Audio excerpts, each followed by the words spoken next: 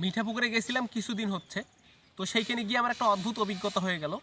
একটা ফুটফুটে সুন্দর মেয়ে, সুন্দর একটা পোশাক পরছে, মানে এক কথা মেয়ে বাচ্চা একটা। তো তাকে দেখে আমার খুব ভালো লাগলো, সেও আমার কাছে চলে আসলো। হাতে একটা তার বাড়ি আছে এবং সে আমার কাছে এসে বলতেছে যে ভাইয়া 20টা টাকা দেন। মানে তাকে দেখে কোনোভাবে আমার মনে হয় নাই যে সে ভিক্ষা করতেছে। এত সুন্দর পোশাক তার গায়ে দেয়া আছে, আর এত সুন্দর করে তার চুলগুলো বাঁধি দেয়া আছে। তো ভাবলাম 20 টাকা নিয়ে তুমি কি করবা? বলছে আমি খাবো, খুব খিদে লাগছে, ভাত খাই নেই দুপুরে। মানে তুমি কার সাথে আসছো? বলতেছে আমি একাই আসছি। একবার আবার বলতেছে যে আমার মাও সাথে আছে। যে তুমি 20 টাকা নিবা, মানে কেন? বলতেছে মানে তুমি এইরকম টাকা আরও কয়জনের কাছে নিছো? বলছে আমি সবার কাছেই নেই। মানে কেন? তুমি স্কুল যাও না? এখন তো স্কুলের সময়, তুমি টাকা চাচ্ছ সবার কাছে কেন? বলছে আমার বাবা অসুস্থ, মা অসুস্থ।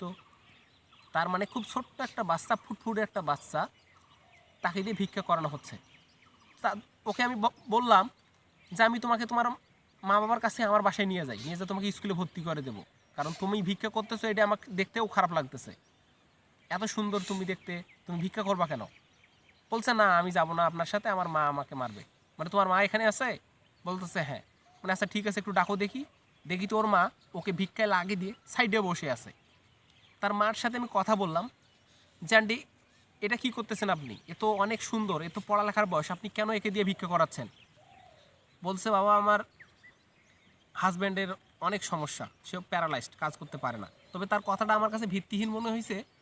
আর আরেকটা প্রশ্ন তাকে করলাম যে আপনি নিজে ভিক্ষা না করে বাচ্চাটাকে দিয়ে কেন করাচ্ছেন?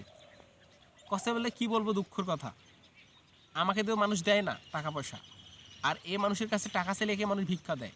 মানে এইরকম মেন্টালিটিরও বাবা মা আমাদের আছে, যারা সন্তানকে দিয়ে ভিক্ষা করায়।